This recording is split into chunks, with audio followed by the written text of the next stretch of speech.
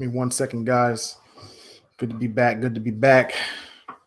Get started in half a second. Just want this to load in, so that way I don't overlap myself in sound. There we go.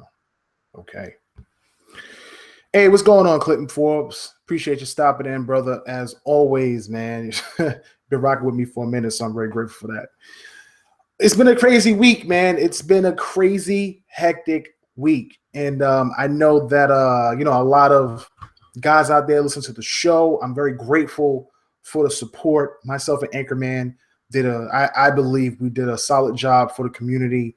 One of the reasons why, like I said before, if you guys don't follow Tick Podcast, or if this is your first time listening to Tick Podcast, the reason why, I had created Tick Podcast was to try to bring a better perspective to the community and to the Xbox people out there and gamers in general who are just interested in learning about Xbox, and try to bring that to the forefront, because there was just so much negativity about the box. There was so much negativity about, what it could do, what it couldn't do. People were against it. It just was in a terrible state.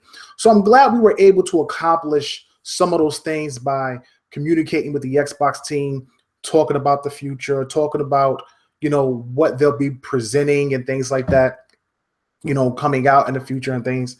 And a lot of people were able to get a lot of good information from us. They were able to get that news spread out on IGN and GameSpot and Polygon and things like that, as well as some of the other podcasts and some of the other smaller sites. So very grateful for supporting everybody that continues to listen to the show, and we'll continue to try to be as informative and get the information that the Xbox community and gamers interested in getting the Xbox, trying to get that news out there that you guys want to hear, and avoid all of that blah, blah, blah negative context when it comes to beefing between Xbox and PlayStation.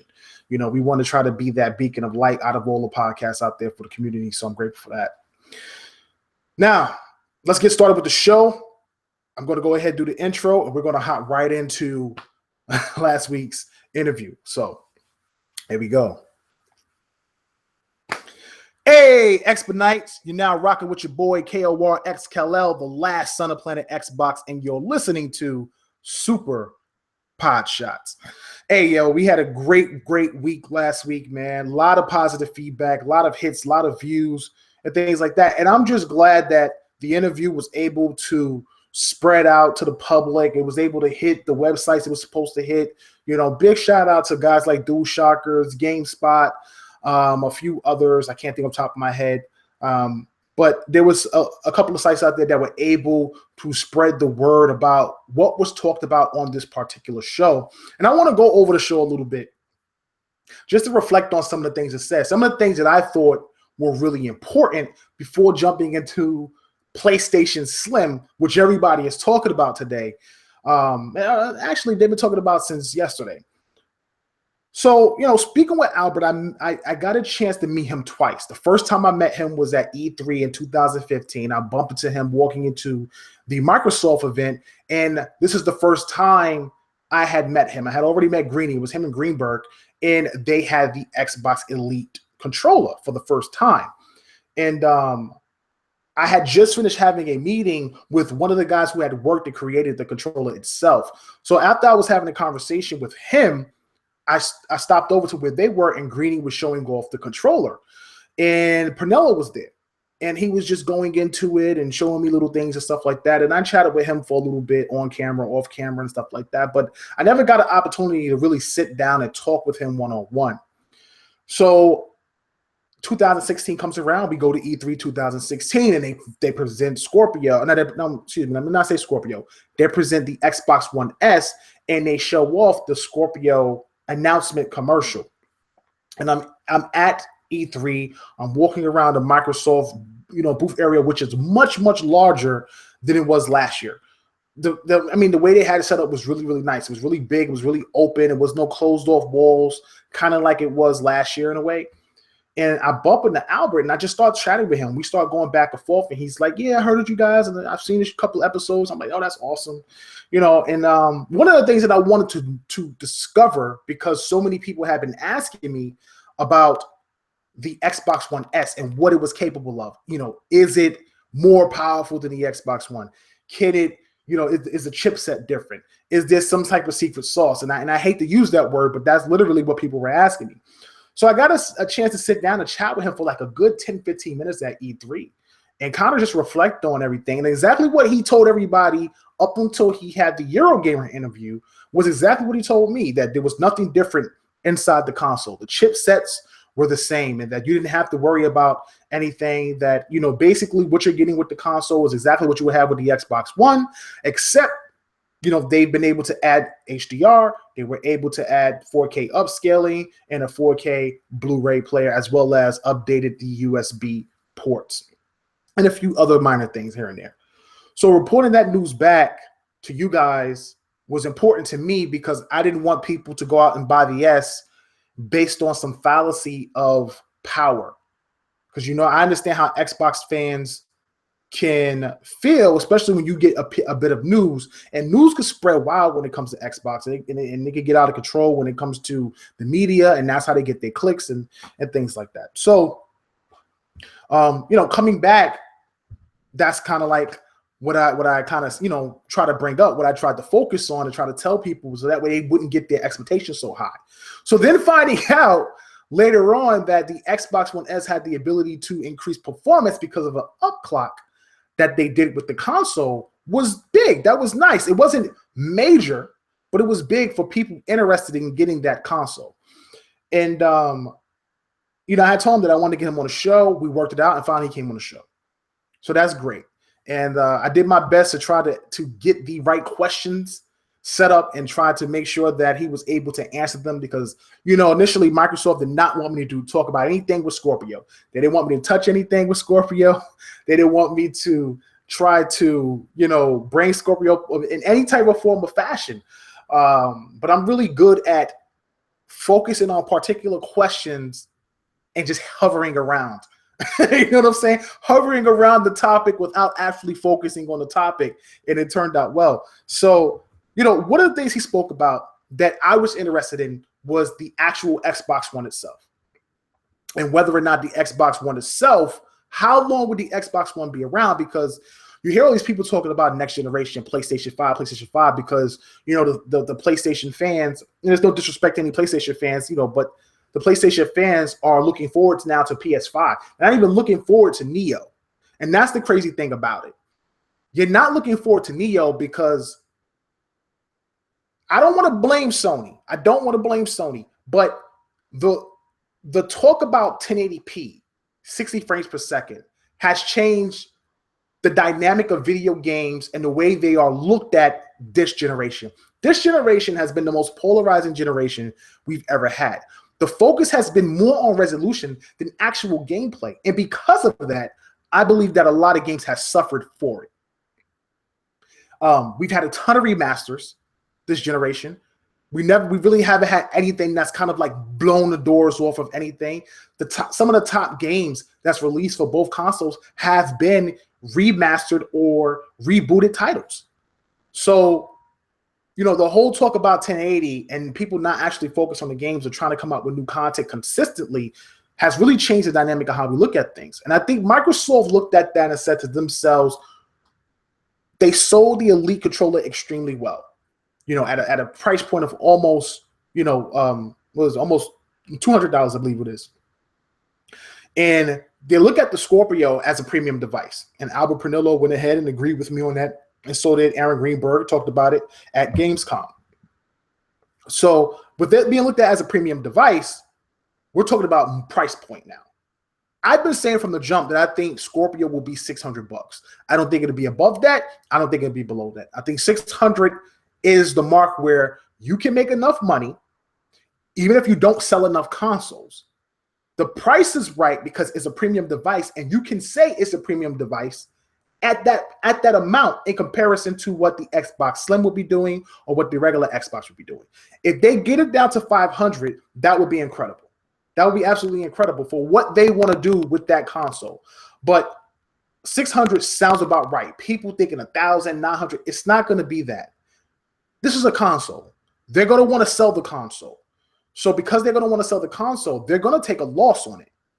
600 is the mark for them, I believe. I don't think they'll go above that. I don't think they'll go below that. It's at a point to where 600 is just enough where enough consumers will go out and purchase it, especially the hardcore.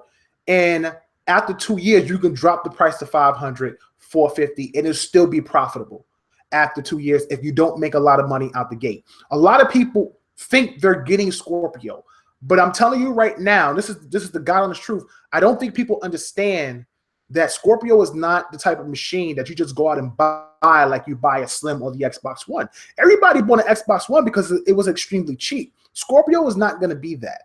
Scorpio is going to be an expensive console. We're talking about if you don't have the money, you need to stack up now. If you don't have a 4K TV, you need to get one. It's really important because there will be a possibility that some games will be in 4K. And I don't know how it works. It doesn't downscale. So if it doesn't downscale, then more than likely, if the game is at 4K, how are you playing those at a 4K resolution on your television if you don't have a 4K television? So Scorpio is an investment without question. If you don't have a 4K TV, you need to get one now. You need to knock it out. Really, like this Black Friday, you need to be racked up and getting a 4K TV. And if you're going to get one, you need to get a 4K TV that has HDR in it. Absolutely get one with HDR. But back to what I was saying, Sony has kind of pushed this whole 1080p resolution. We have the best resolution, this, that, and the third. And because of that, now that Microsoft has then come out and presented a more powerful console, even more powerful than a console that was rumored before their rumored console, the Neo. The PlayStation fans are now saying, well, they'll drop Neo this year and then they'll announce PS5 next year. Are they insane? Like seriously, are people insane to think that Sony's going to turn around and drop a Slim, a Neo, and then almost a year and a half later, a PlayStation 5? You want to talk about confusing, or you want to talk about robbing people of money? That is an insane analogy to think that that's possible. That's an insane analogy to think that that's possible.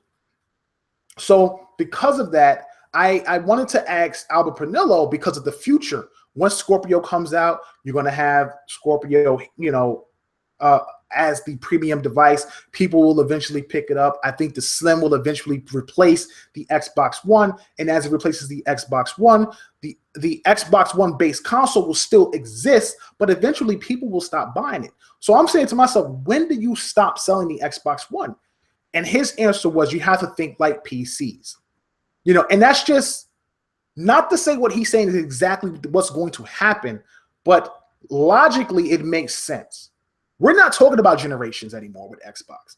The generation analogy with Xbox is now dead. They're not looking at it in that way. And I want people to understand that they're not saying they're stopping the production of consoles. They're just saying the regular notion of eliminating a console, starting all over from the beginning with launch titles, new operating system, new design controller, new feature sets, that's gone. All of that stuff just happens gradually, and eventually the Xbox One will probably be phased out because the games just won't run on it anymore. Almost similar to what they're doing with the Xbox 360. The 360 still exists, and you get a few games here and there that work on it, but not as many. And eventually you'll just start to see games released only on PlayStation 4 and only on Xbox and not on 360. And as the library for the next generation gets bigger and bigger and bigger, people will then move on to the next generation and leave 360 by the wayside until eventually Microsoft says, we're done. We're not even focusing on 360 no more. We're cutting production. Whatever you buy will be it. There'll be no more 360s. And I think eventually that will happen with the Xbox One. Stopping a console right in the middle of its tracks like they did with the original Xbox, I don't see that happening again in the future. You might even have at 1.4 or 5 consoles on the market.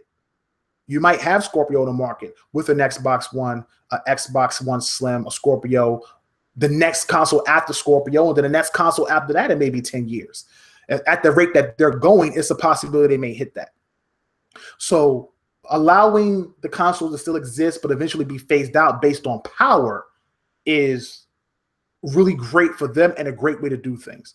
And not having to worry about starting over, losing games that you purchased, losing saves that may have been on there, even though saves are in the cloud, you don't have to worry about that anymore, and everything is attached to your account, which is great. Another thing that I wanted to talk about with him clearly was the whole 4K 60 thing. It was the one thing that I would always see on Twitter and in different chat groups, about what Scorpio could do and what Scorpio could not do. And when talking with him about that, obviously he brought up the fact that that is the goal. That's what they want to shoot for, 4K 60. I think that is really important that they do that. And I think it's really important that they hit that. I think what really makes it great is that the key thing that he said in that whole thing was, you look at what you could, kind of like what you've done with your original console and what you didn't do with it, or what it didn't accomplish, or what was the goals that you didn't make. And you have an opportunity now to fix that. So now that you have an opportunity to fix that with the next console, you want to make sure, and I always felt like that. I felt like Microsoft messed up. They want to make sure that they don't mess up again. And they're going to drop this premium device, this Xbox One, because that's what it is. A lot of people still don't realize that the Scorpio is an Xbox One. It's a part of the same family, the same group. It won't be playing exclusive titles. It'll be playing the same titles the Xbox One has, unless the titles become eventually too powerful to run on the Xbox One. Other than virtual reality, which virtual reality will be the only exclusive and probably have the only exclusive games on that particular console, because the Xbox One will not run, and the Xbox One Slim will not run VR. So with that being said, having the ability to fix what you messed up with the original Xbox was really important. And making sure that they never fall behind again was really important. And the one thing that I said a long time ago, if you follow Super Podshots, if you follow Tick Podcast, the one thing I said a long time ago, before even Scorpio was announced, before Neo was announced, was that in order for Microsoft to get its foothold back, especially in the Japanese market, they need to be able to be in control of third party. And I thought it was super important that they were in control of third party. And by having the most powerful console on the market, it puts them in a position to be back in control of third party.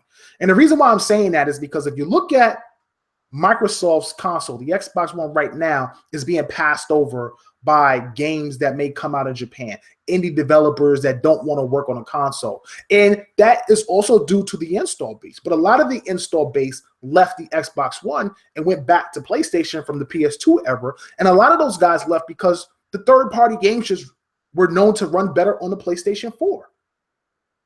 Immediately as a Scorpio come out, immediately as a Slim come out, how many people have you already seen say they're going to get the Slim? Seen say they're getting a Scorpio? There's a large demographic of people that just don't have any loyalty to a console. They're console agnostic. And because of that, they will probably come back to the Xbox One now that come back to Xbox Scorpio. Now that Scorpio will be the third party leader. And doing that, it forces third party developers to then look at the console and make the best games they possibly can through that console. And if they can get a foothold back on America, if they can get a foothold back in the UK, which are two of the top markets, if they can present a console that's sleek and is slim while also maintaining all that power. And I know a lot of people said that looks didn't matter, but I stress to you, I can't stress enough that the look of a console really does matter. If you think it doesn't, if you think it doesn't matter, you'd be wrong.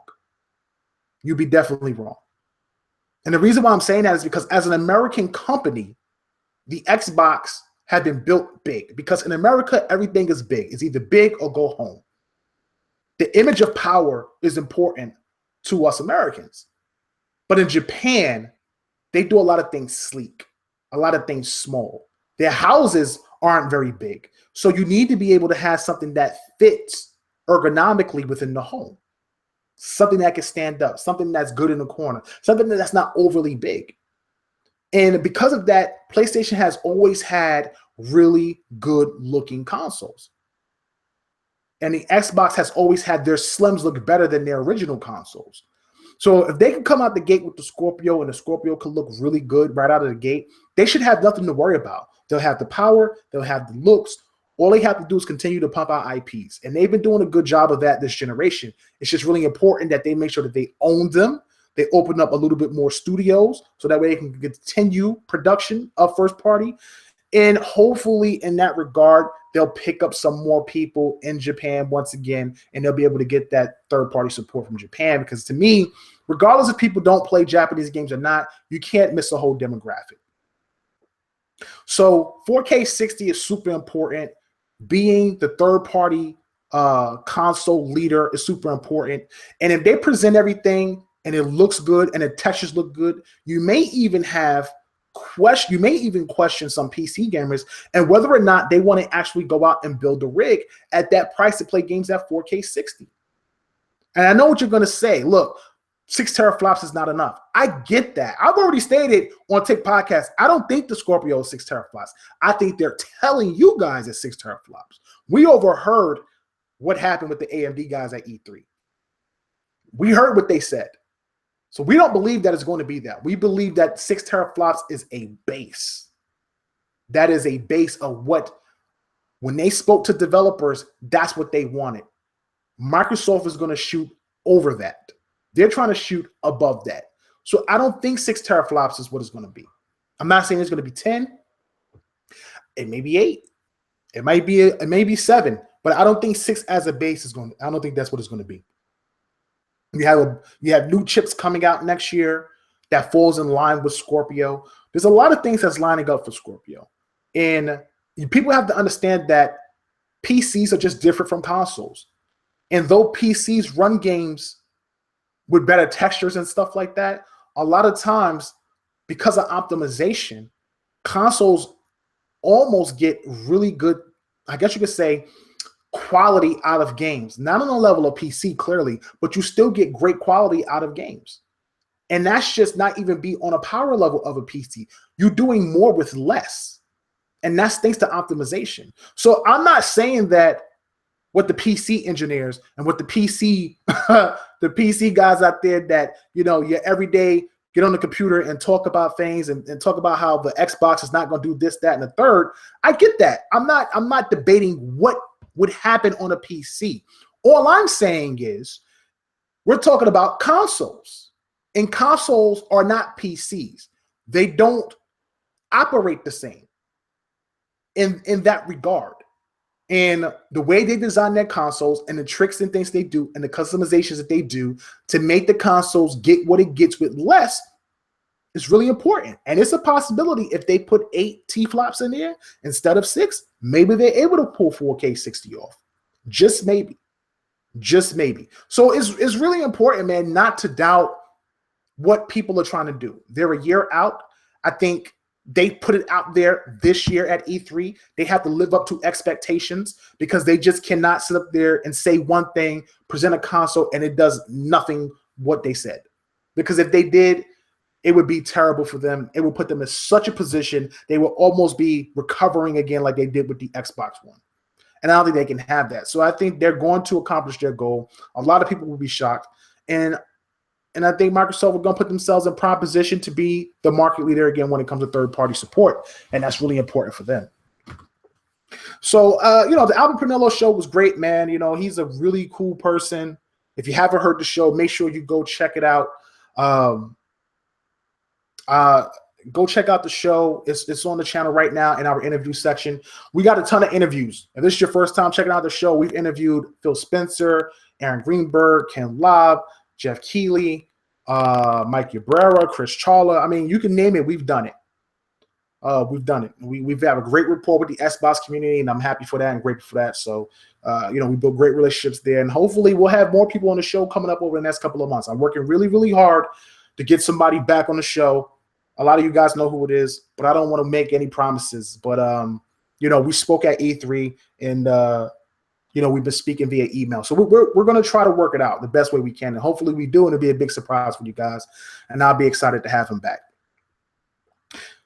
So with that out of the way, I want to talk about this PlayStation 4 Slim. Now, normally I don't talk about PlayStation. You guys already know what it is. I do need a green screen, Wayne. I'm working on that. Trust me, I'm working on it. I gotta get some things in order in the house first, though. But I want to talk about this PlayStation 4 Slim, man. The reason why I want to talk about the PlayStation 4 Slim, because when it first came out, the first thing I saw that cracked me up, and I hate to do this to the PlayStation guys, was some websites show Sony showing off their PlayStation 4 Slim for the first time, and it was 2 pieces of burnt toast stacked on top of each other. And at first, I didn't get it. Like, I didn't get it at first. I'm like, what?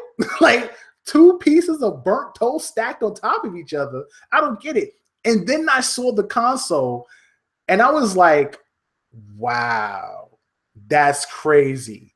So, a lot of people have been going in on the PlayStation 4 Slim's design. I think that the PlayStation 4 Slim is obviously it's not going to have mostly or mainly because we haven't seen it on the box. We haven't heard anybody talk about it. Nobody's brought it up.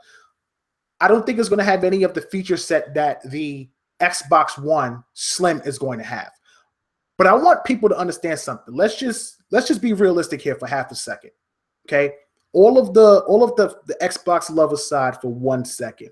As basic as that console is, if they sell that console for anything under $300, that console is going to sell out. It's going to sell out. Me personally, I want a Neo. If I'm going to spend money on getting a PlayStation for the first time, I want the best PlayStation I could get. So that's going to be a Neo. So I'm leaning towards getting a Neo this year, and I'm leaning towards getting Scorpio. I'm not leaning. I'm getting Scorpio next year. But the Xbox One Slim does something different from what PlayStation 4 Slim is going to do. But somebody had a conversation about why it kind of makes the like what Microsoft did with the Slim hurts them with going with 4K. It doesn't hurt them at all. I'm going to explain the reason why it doesn't hurt them. And I'm going to explain the reason why both will sell in this market and both will do well. The price point for the Xbox for the PlayStation 4 Slim, if it's at $249 or less, it's going to sell out regardless. You're talking about a console that has a ton of games, a console that is well-rounded when it comes to performance, a console that a lot of people around the world are familiar with. It's a little bit smaller. It's really not that smaller than the PlayStation 4. So, when people are like, oh my God, it's slim, it's this, that, and it's not really that. Trust me, I've seen it. I've seen the images. We have it up on TICGN.com. It is smaller, but it's not as small in comparison to the Xbox Slim and the Xbox One. At $249, you put this console on the market. It's just basically the PlayStation 4 all over again. But you're putting it out there at $249 or $200. People will eat that up. Anybody on the fence, and I mean Xbox gamers, anybody on the fence who ever wanted to get a PlayStation 4 will now be able to afford them and get them very easily at $200. And I think that at that price point is really smart for them. It really is. Because then if you turn around and you drop Neo for $500, then you put the premium device out there for people to get.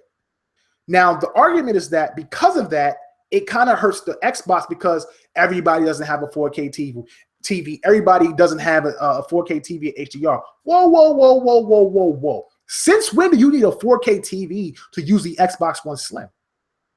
You don't. Am I wrong in remembering that all the games that run on the Xbox One Slim are upscaled to 4K, but they're native 900, 720, or 1080p? How does that hurt the Xbox One Slim? I'll tell you how it doesn't hurt it and how buying the Xbox One Slim benefits a person more than buying a PS4 Slim. Buying the Xbox One Slim benefits you more for 2 reasons. One, you probably get it at $299.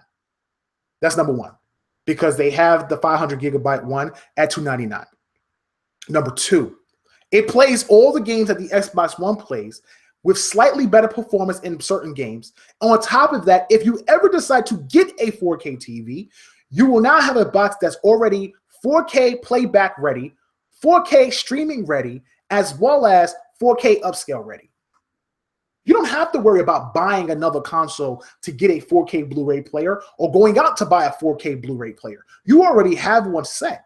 All you're waiting on is that Christmas gift from the wife, from the moms, from the husband to buy you a nice 4K TV, which is extremely cheap nowadays. I don't know why people keep talking about, oh my God, a 4K TV. Who wants to spend $1,500? $1,500? Bro, I bought a Vizio 4K TV at Walmart for $599. $599. Okay? I can tell you right now, I bought that in March. That TV right now is probably $499. It's probably $500 at this point. So you can't sit up there and tell me that, oh, the TV's too expensive. I don't want to get the 4K TVs are dropping in price. They are dropping in price increasingly fast. Microsoft was smart to be ahead of the game. This might be the first time Microsoft caught Sony with their pants down.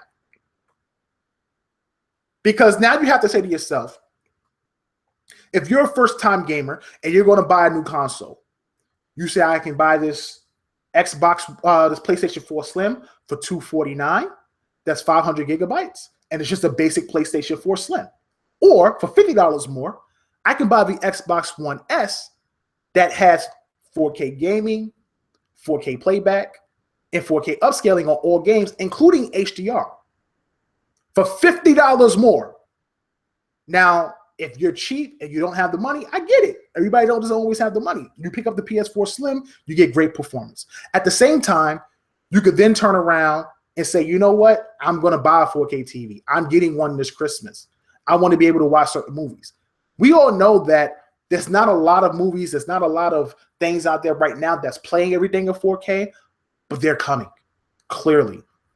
There's actually a 4K service on Netflix for 4K movies, and everything that I've seen so far that they've put out that's new has been in 4K or maybe 1440p. I don't know whatever the resolution is where it upscales to 4K. I don't know if it's native or not, but for them it's 4K. Daredevil, the series, is in 4K on Netflix. Crouching Tiger, Hidden Dragon sequel or whatever it is, that's in 4K on Netflix. There's a ton of movies on Netflix right now that you can watch in 4K. Do you know that Vudu has 4K movies? That you can actually rent a movie in 4K on Vudu, and Vudu is already on the Xbox? There's plenty of reasons why to get the Xbox One Slim. I don't want to hear that people shouldn't get it because the Xbox One S does for this, for that. The Xbox One S still play games in 1080p. It's basically just an Xbox One with some added features. You know what I'm saying? And now with the performance boosts in certain games, because of the upclock, it now allows it to do things maybe not on par with the PlayStation 4, but now better than what it was doing with the Xbox One. You can't beat that. You just can't. So for me, the PS4 Slim is great for anybody who's trying to get into the PS4 market. But if you're going to get a console, if I had to choose between the two, and it's the first time I get it, unless I'm a diehard, Japanese RPG guy, which I sort of am. I've kind of backed off of it over the years because, I'm getting older and I got a family and I can't be acting on emo. But, at the end of the day, you pick up the Xbox One. And to me, in my opinion, that's the better pickup. That's just the better pickup because now I have the Slim. It plays all the games that PlayStation have, especially major third-party publishers, minus the Japanese. I'm able to put that console underneath a regular 1080p TV, or when I get a new TV, I can play those games upscaled to 4K. Anybody that says upscaling to 4K looks terrible, you're a moron. Because I have a 4K TV, and I've seen things in 4K, and it looks incredible. It looks incredible. It really does. HDR makes things look incredible. Seeing it live makes things look incredible. Trust me, it really does. So, if people want to compare the two, you can. Not knocking the PlayStation 4 Slim. I think it's smart for what Sony is trying to do, but the Xbox Slim is future-proof. They're future-proof their console. They gave you two reasons to get it. Price point at $300, which may possibly be $100 to $50 more expensive than the PlayStation Slim. And I'm telling you right now, the PlayStation Slim comes out at $300, no go. There's a no go on that. You taking the L. You're taking the L on that because the Slim is at the same price point but does more. Does more tech-wise and does more in for the future when you want to get that next TV. And this is not a fanboy thing.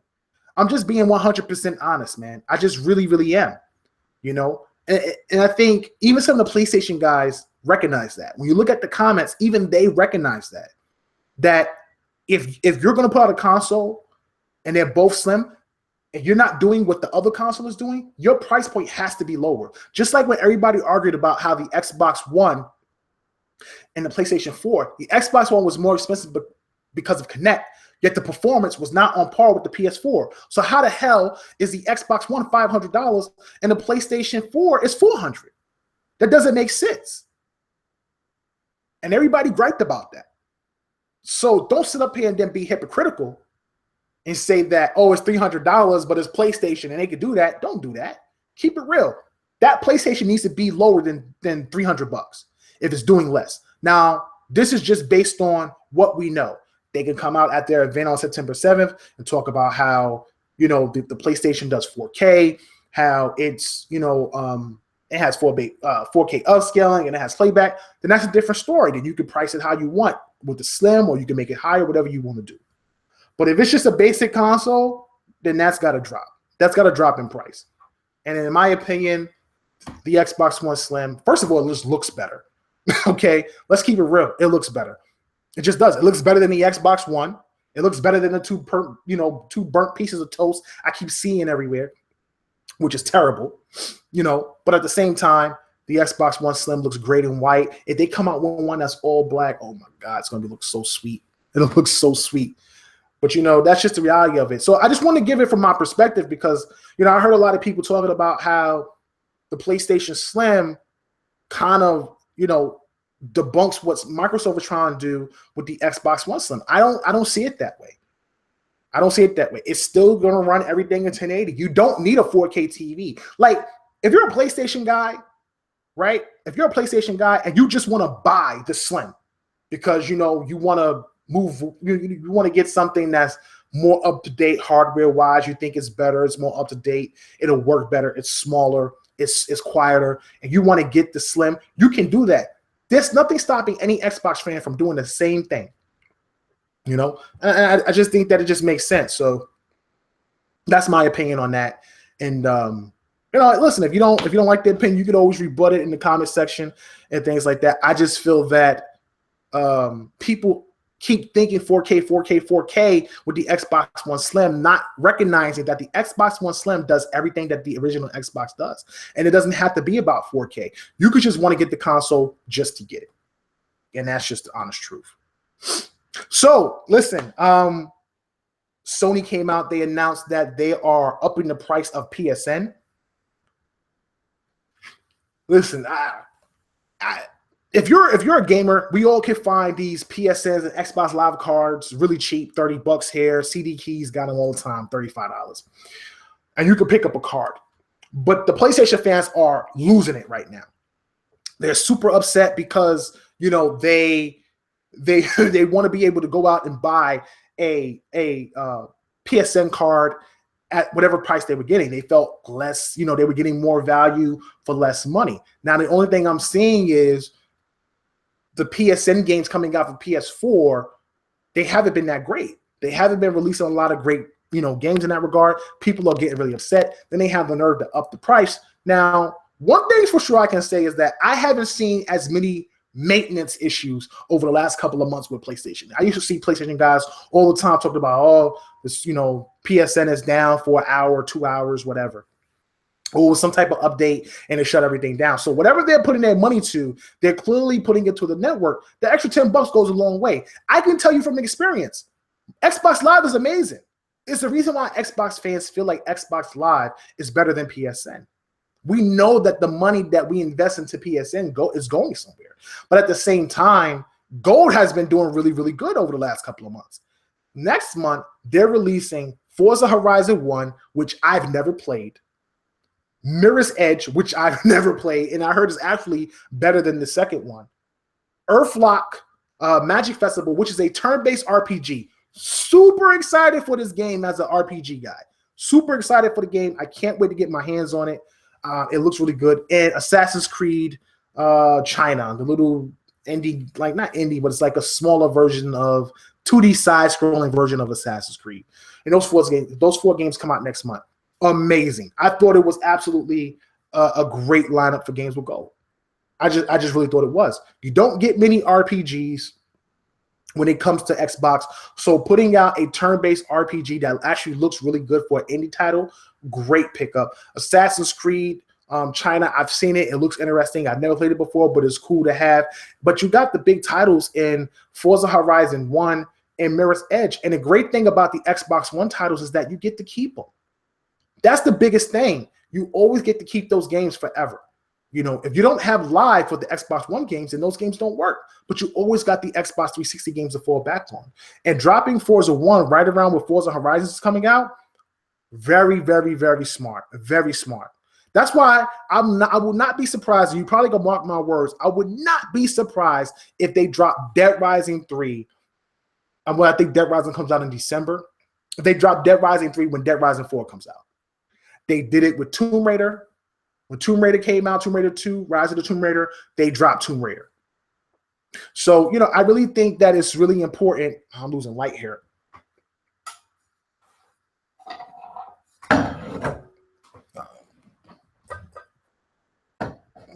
Apologies. I think it's really important that, you know, I think it's really important that Microsoft is trying their best to make sure that games with gold is viable, and that whatever that they're trying to sell, whatever they're trying to put out, that when you pay your money yearly, that you're getting good value. And I think that they've been doing a really good job at doing that. And I've been really impressed with games with gold as of late. Some of the games, obviously, they put out aren't great. We all know that. There's some games you just don't want to get that you bypass. But there's other games out there that really like knock it out the park. And then you think that the games that you're getting are also backwards compatible. You're not able to download all these games from the Xbox One itself. Big move. Big move in my opinion. I just think that Microsoft is on a roll. They are on a roll right now. I read an article recently from, who was it? It was I read an article from somebody that said the release of the PS4 Neo and the PS4 Slim is going to stop Xbox's like triumph with the Slim. I don't even understand what that means. Like I really don't. I don't even understand what that means now, because it's almost like you're supposed to be media. When you're media, you're supposed to have an objective view. It's not saying that you can't play to a particular demographic, but at the same time, you can't show your biasness right there in front of everybody. It just seemed weird to me. And in my opinion, I think the Xbox One is hot right now. It's the hottest thing right now. With the Slim coming out early, people seeing it, people ripping it because of the way it's looking, its design, the fact that it may not have any features and things like that. All it did was just raise Microsoft just a little bit higher in people's eyes. Just a little bit, just a smidgen higher in some people's eyes. And that just might be enough to persuade people to go out and buy the Xbox. And it's the truth. It really is the truth. Like, no matter how you look at it, man, keep it real. Be honest with yourself. You know, when you start to stack things up, if you're not a JRPG guy, okay, and I get this all the time. PlayStation guys get on me all the time. How are you into JRPGs but you don't have a PlayStation? Because I think that Xbox beats PlayStation in every other genre. In every other genre, in my opinion, they beat them. In racing games, in first-person shooters, in third-person shooters or action games, Western RPGs. I just think they do it better. Microsoft doesn't have a horror game, so I can't really talk about that. I don't play horror games. You'll never catch me playing a horror game. But I just think that they do it better. And I prefer the controller, and I like the operating system, and I like their structure.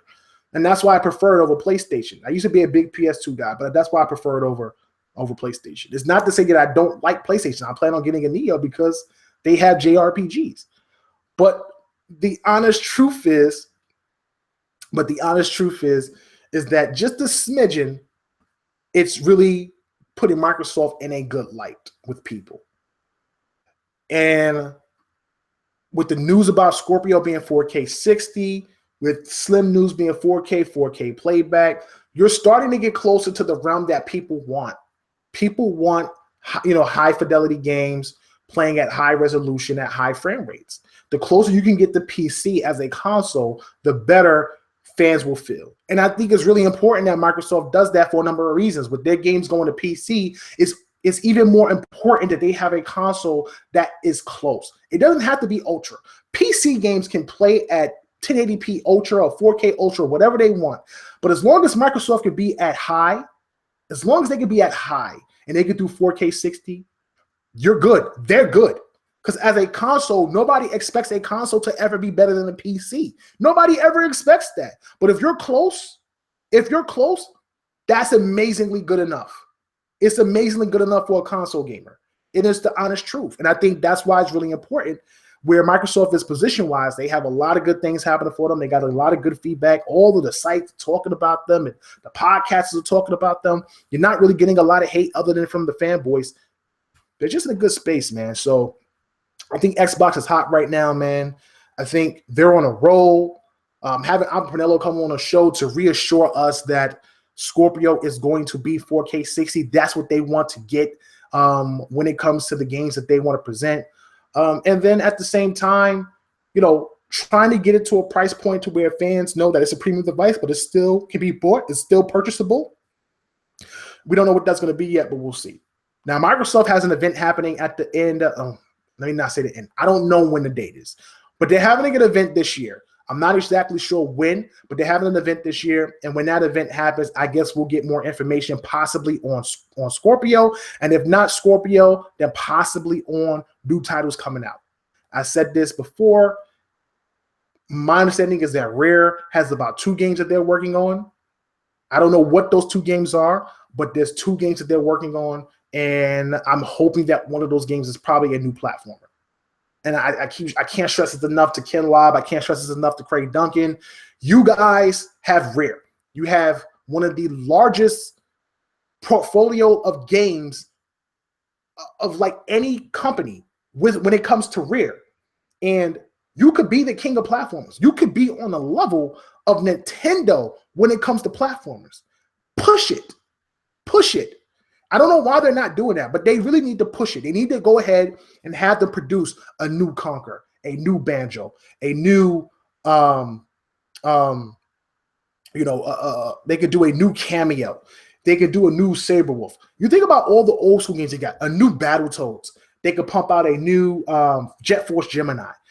There's so many games that they own within that library that they could just reboot and bring back these franchises and pump out these platformers and these adventure games that would just kill. It would just kill the game. It really would. And I think Sea of Thieves is a step in the right direction. A lot of people will be impressed with Sea of Thieves, and I'm just happy that Microsoft is letting Rare do their thing. Now it's just really important that they continue to build their first-party studios so that way they can continue to get new IP. I did go off of Microsoft on releasing Quantum Break for Steam. I understand the business aspect of it, but I stick to my guns on that. I still think that was a mistake because now it just lets PC gamers know that they can wait out the games on Windows 10 with the Windows 10 store because they may come to Steam and they may not buy the game and it may hurt sales. It may hurt sales. Let me not say that. It may not hurt sales. It's going to sell regardless if it goes to Steam. But it may hurt the development of the Windows 10 ecosystem and what you're trying to do because we don't have crossplay with Steam.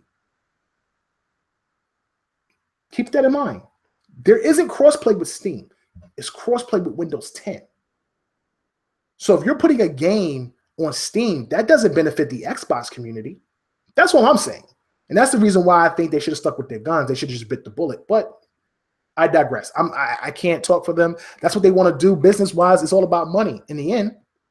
And that's just the reality of it. And that's just really the reality of it. So, man, I don't want to keep digging too deep into it. I wanted the show to be about, what we at? About 50 minutes. That's not bad. I'm going to go ahead and take a few fan questions. I'm going to go ahead and end the show for the MP3 crowd. I want to thank everybody for stopping out and checking out the show. And we'll have a Tick podcast this week. Anchorman V, myself will be Money and be back. We have a new debate show that we're working on called Double XP, PlayStation versus Xbox. It's nothing out of control. It's our own team. But it's really nice. We compare things and we talk about things in contrast. So keep an eye out for that. That's run by Fame Entertainment and Nicodemus. And then, of course, we have the Writer's Block podcast, which is on Kiss Smooth's channel. That's our multi-platform podcast. If you're into multi-plats and you want to find out more about PlayStation, Nintendo, Xbox, that is the show to go to. But you already know where to get the best news and information for Xbox at, baby. Take podcasts on the Inner Circle Network right here on this channel. So keep it locked here. I will definitely have a few on the red carpets coming up. If you guys don't know what On the Red Carpet is, it's my show where I talk to developers, indie developers, and we get them on, and even some, third-party, bigger developers if I can get them on. And we talk about their games in particular and kind of highlight those games and see what they're about and stuff. So please go ahead, hit the like button, subscribe, retweet, get it out there, spread the word about the Inner Circle, the number one podcast for Xbox. And we'll be back, man. Again, as always, I'm your host, KOR Kal-El, the last on the planet Xbox, and I'm off this planet. Peace. All right, guys. So listen, I want to thank everybody for stopping in and leaving a host of comments in the comment section. Really grateful for everybody stopping in and things like that. I just want to go ahead and take a few questions. If you guys want to leave anything, I will go ahead and do my best to answer them to the best of my ability. And definitely always come back every week for both Tick Podcasts and both Super Podshots. And, we can just chat it up, man.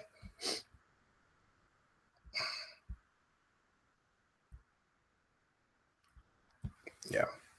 The one thing I don't tolerate is if you're like a PlayStation guy or even a PC guy and you don't like what I'm saying, I don't have a problem with anybody debating what I'm saying or hopping in a channel and, going off.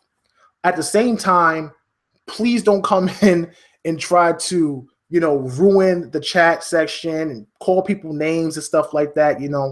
It's just, it's not conducive for what we do here at the Inner Circle. This isn't, some other type of Xbox podcast where that's tolerated. It's not here. We are Xbox gamers, but we're gamers first. And we welcome anybody and everybody, whether it comes to PlayStation, Xbox, or PC. Alan Wake asks, do you think Xbox Scorpio is going to have first-party exclusives? I hope so.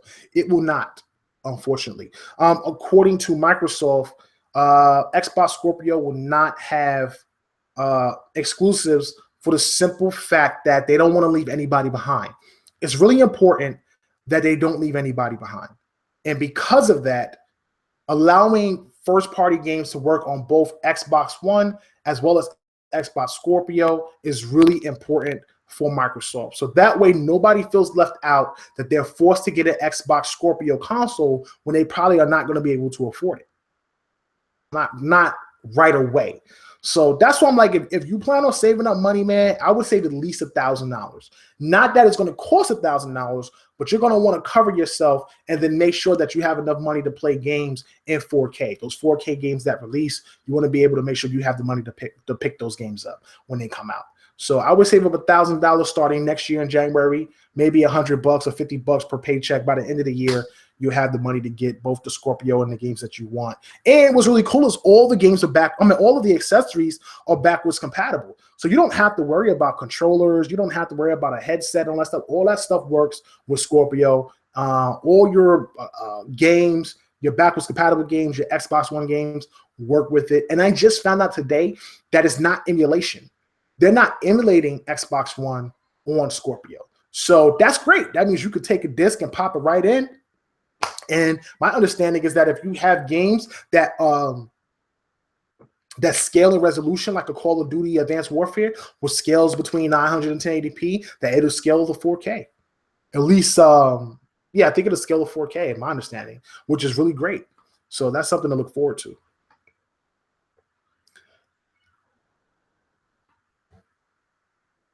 Chaotic Panda asks, if you talk to Phil again, Ask him about Fable. I like to know if they had plans for a new Fable. A reboot would be nice.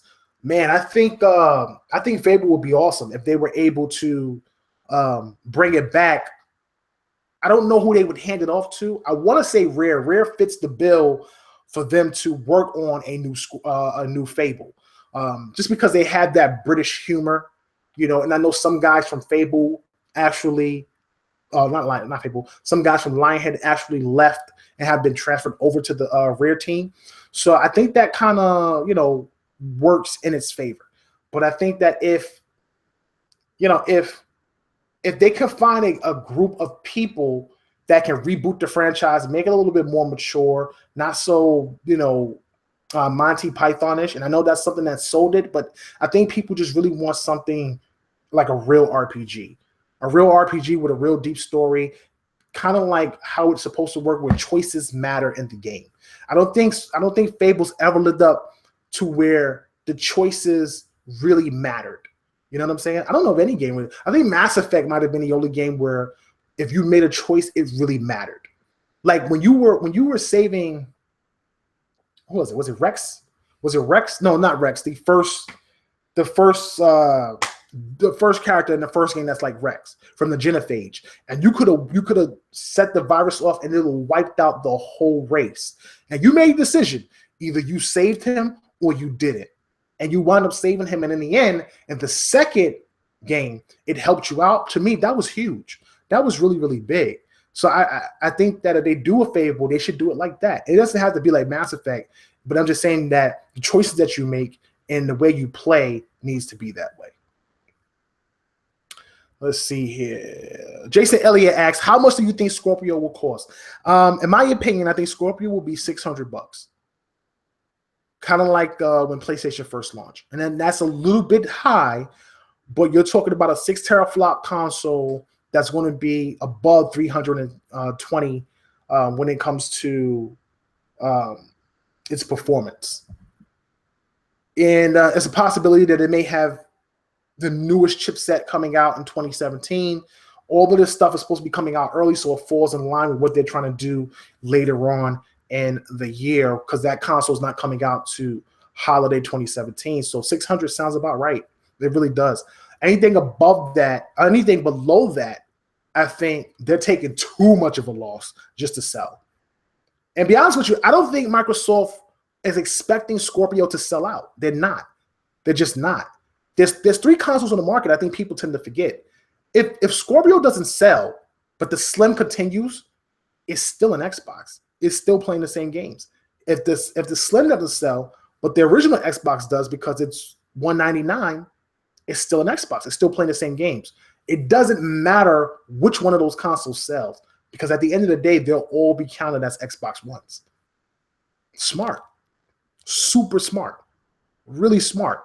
So when you get that NPD or you get those numbers and they start coming back talking about, oh, Microsoft sold X, don't look for Microsoft sold X amount of Xbox One Slims and Xbox Ones or Scorpios. It's just going to be Xbox One.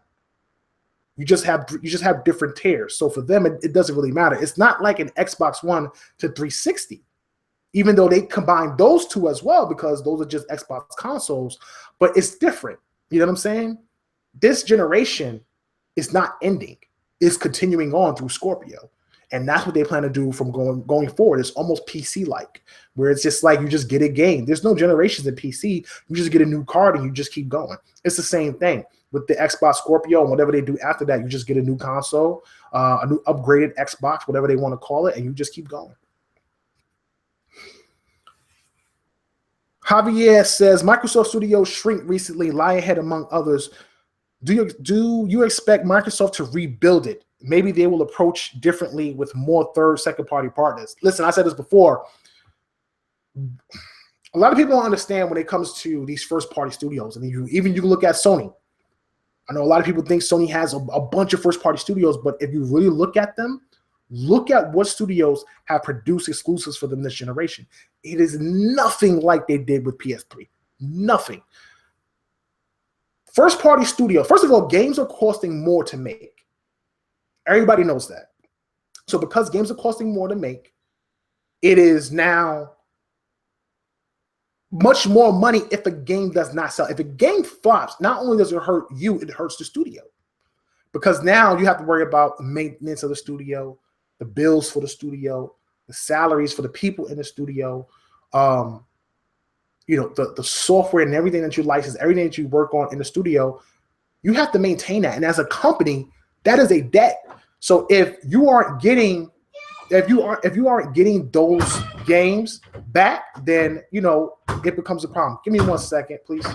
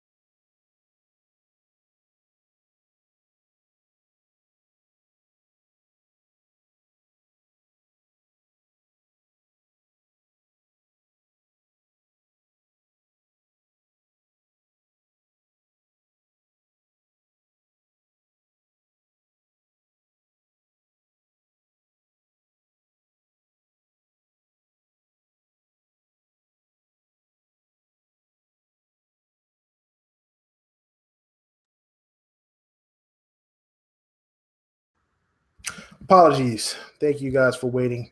So yeah, man, for second and third party, it's easier to pay and go.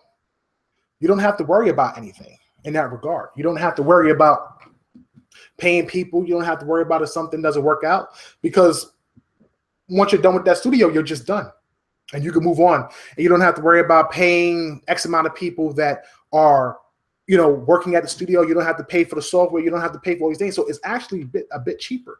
Outsourcing is cheaper. It's the truth. That's why businesses outsource overseas. It's just cheaper than doing it yourself. It really is sometimes. So that's why I think Microsoft and both Sony have been outsourcing a lot of their exclusives to third party.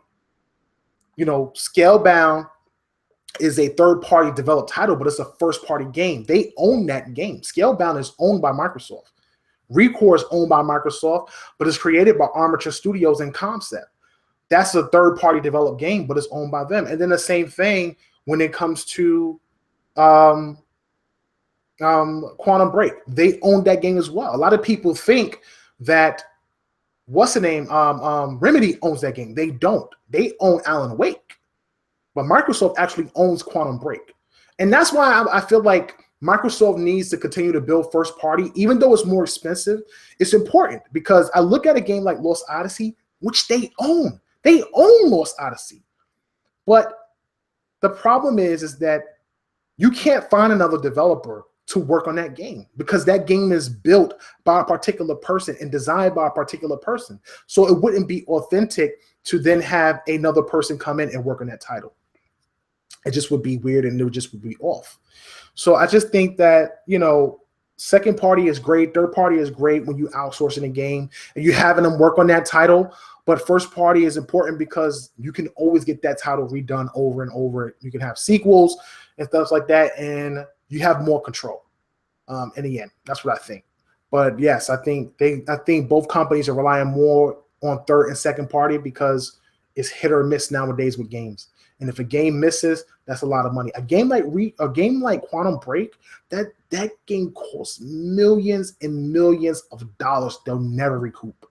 You think Steam was going to buy a bunch of Quantum Breaks? They're not. They're going to buy it, but it's not going to sell like, what they wanted to sell. I can tell you that much right now.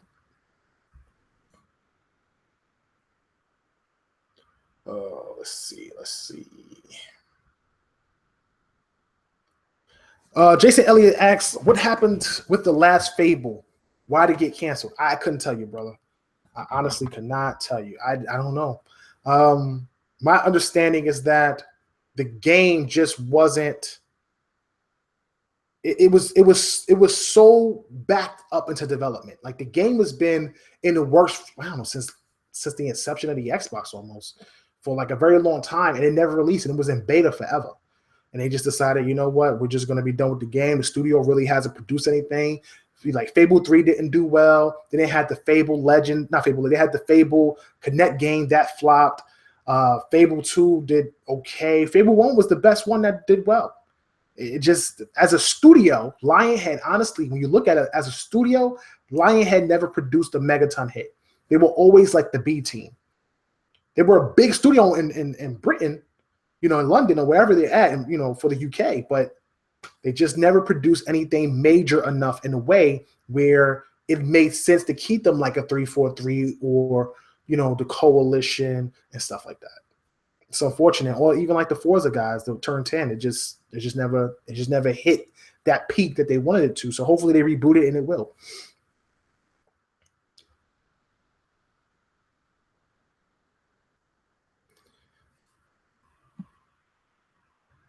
Jason Elliott asks, is Scorpio still going to work with cable TV? I doubt it. I pretty much doubt it. I doubt they'll do that again. I think Connect will work with Scorpio, but I think it will work in the same way that the Xbox Slim works with it. I think that if you want an adapter for it, they will give it to you, and you'll be able to include one. I don't think Microsoft is going to invest the R&D into another Connect. I just don't.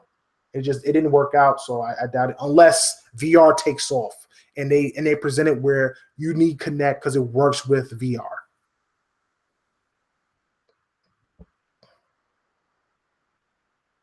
NCR Ranger asks, do you think Microsoft will try to get both first and third party developers to update their games to look and run better on Scorpio? I know first party is for a fact. I can guarantee you right now, most first party games will hit 4K. I'll tell you, if you think about what they've done with Gears and it's running at 1080 60, bro, they are going to get those games at 4K. So first party definitely. Third party just seems lazy. I don't know if they'll up the resolution. I don't know if they'll work on an update. It's a possibility they will. I'm not sure they will, though.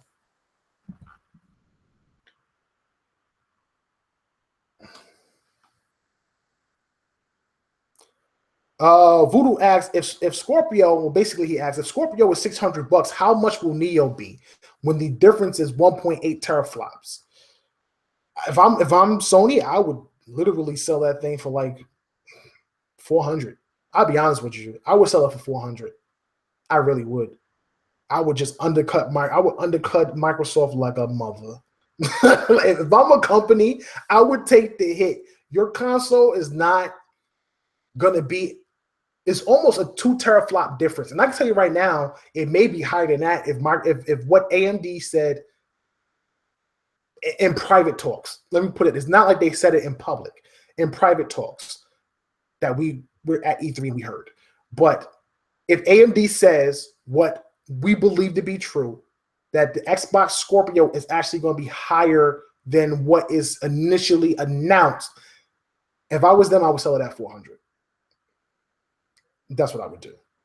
But 500 is good. Either way, you need to undercut the price for the money. And now the Xbox Scorpio at a higher price point is actually at a price point that makes sense. There's no confusion this time around in comparison to like the Xbox One and the PS4, where the Xbox One may not have been as powerful as the PS4, but it was more expensive. This time the console is more powerful than the than the PlayStation Neo, so the price point kind of makes sense. And even then, at 600 would probably surprise people because it'd be cheaper than what they actually thought it was going to be. Wayne asks, do you think Scorpio will be the final console for Microsoft? No, I do not. They will have more consoles. That's already been spoken about. They already talked about the next console after Scorpio. Phil Spencer just brought that up recently. You can look it up on Google.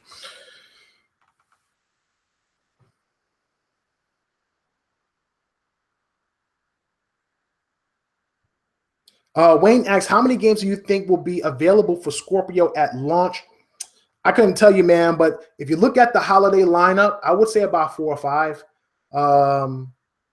It's not really a launch, though. You can't think of it as a new. Think about the Scorpio. Scorpio doesn't have launch titles. It's just the games work. That's exactly what it is. Not Scorpio, I'm sorry. Slim, the Xbox One Slim. You think about the Xbox One Slim, it doesn't have launch titles. It just works. That's exactly what Scorpio is going to be. There will be no launch games for it, but when it launches during the holiday season, I could expect to have games that are bundled with the console. And those bundled games with the console, maybe it could be Scalebound, it could be Crackdown, it could be Forza 7, it could be, it's not going to be Halo. It's not going to be Halo. Halo won't come out to next year. So it could be some other type of Halo, maybe another spinoff. I'm like so frustrated with the spinoffs, but you know, it could be another Halo type game. It could be something else from another third party, because it seems like that every year they've done a third party exclusive. So I would expect another third party exclusive, probably that takes advantage of Scorpio, to be on there as well.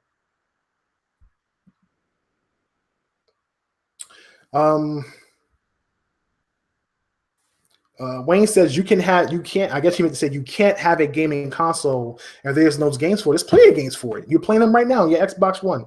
That's just the reality of it. There's plenty of games for Xbox Scorpio. You're playing them right now on your Xbox One. Javier says long read, but it gives you a good look inside Lionhead and what went wrong with Legends. That must be something else. Courtney, what's up, brother? Courtney Spence says, do you think you could talk Phil into a record anime to help flesh out the story or flesh out the universe? That's actually not a bad idea. That's actually really good, because when you think about it, you think about, what's that game?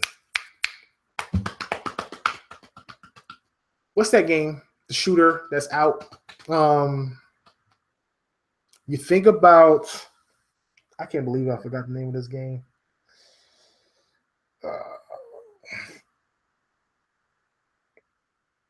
I can't remember the name of the game. The shooter that everybody's playing. Out something. Something with an O. Overwatch. Thank you. Yes. Overwatch. I can't believe I forgot. I don't know why I kept thinking about out something. Yes, Overwatch. You think about Overwatch and how they had, little 3D and animated films. That would make amazing sense for them to do. It would make amazing sense for them to do. Honestly, to me, what they did with Halo, when it came to the animations, when it came to some of the movies, it was amazing, because it really fleshed out a lot of the story for some people. So Overwatch is kind of doing that with different characters. I think it would be really smart if they did something similar. Doesn't have to be 3D, but I would definitely go into it. And then you have why am I so forgetful, bro? I feel like I have Alzheimer's. You have so tip of my tongue. I can't remember. You have the writer from Halo on it, Joseph Staten. There you go. And then you have Joseph Staten and his team working on the game. Working on the story for the game. They could do the story for the TV show as well. So I think that makes a lot of sense in itself. And I think that was really smart. And I would definitely reach out to Phil and Ken about that, as well as the guys over at Comset, because I think those are the people you really want to talk to and have them try to come up with some type of show to flesh out that story. I think that story would be really, really special, just to learn how the human race became extinct and robots took over, and how Jules on the planet trying to survive. And it's really cool, man. It's a really cool concept. It would definitely help with the brand recognition. I think that game has the potential to really be a big AAA title. Right now it's a AA title, but they can work really, really, really hard on it for the next iteration if it does really well this time around. And I think it's really smart coming out at $40. Coming out at $40 is really, really smart. So dropping that to 40 and then working on the story and fleshing out the game. When people get it, it will remind them of Metroid. Absolutely will remind them of Metroid. There's little elements of Mega Man here and there because here's what's crazy that I didn't even know about the game. You can customize the robots. Like, I know everybody thought like, oh, you only get this gorilla. You can make the dog look like a Doberman. It has like a Doberman face. It has ears, hands. You could change the color. You could change the color of the orbs. You can mix and match. It's crazy. It's like freaking Lego pieces or something like that. It's insane. I was blown away by that. I was so hyped when I found out that you can customize the bots. It was dope. So yeah, man, Recore is going to be dope. Recore is going to be really hot when it drops. I'm excited for it. I would definitely keep an eye out for that. I'll take one more question and then I'll head out of here. Ricky Moore says, I know Microsoft said they priced a Scorpio as a premium product, but do you think $600 price point is a good idea? Mind you, price matters a lot to the consumer. They're not trying. Here's the thing. They produced 1 million Elite controllers. I can tell you right now, 1 million people haven't bought Elite controllers. But it's done well enough because of the amount that it is and how many have sold out of that 1 million that they looked at that and said a premium device would sell. For them, they don't care that if it sells or doesn't sell because you're still selling Slims and you're still selling Xbox Ones. And the few people that could afford an Xbox Scorpio, they will buy it and it will still make them money. So they'll have 3 consoles on the market making bread for them. And the highest one will now become the third-party leader. And every game after that will scale down to Neo, to PlayStation 4, Xbox One, and then, so on and so forth. And that's still if you're producing games for PS3 and Xbox 360, which I doubt at that point. But for them, they're not looking at how many consoles they sell. They're just looking at putting out enough consoles for people to have choice to play their games. And then they're releasing games on Windows 10, which makes them more money overall. And then they release games on Steam, which in my opinion, business-wise, is a smart move because there's way more people on Steam. There's way more people not going to jump to Windows 10, but bad for the ecosystem and bad if you're a hardcore Xbox guy that wants to support the brand. It's not good look because then you kind of break the whole Windows 10 Xbox thing and, people looking at the games as multi-plats now because they're going to PC and they're going to be on Steam and stuff like that. It kind of hurts the image of the box. But if you don't play on PC, none of that matters. You can only get those games on Xbox. You can't get them on PS4, like somebody said the other day. All of Microsoft games are multi-platform.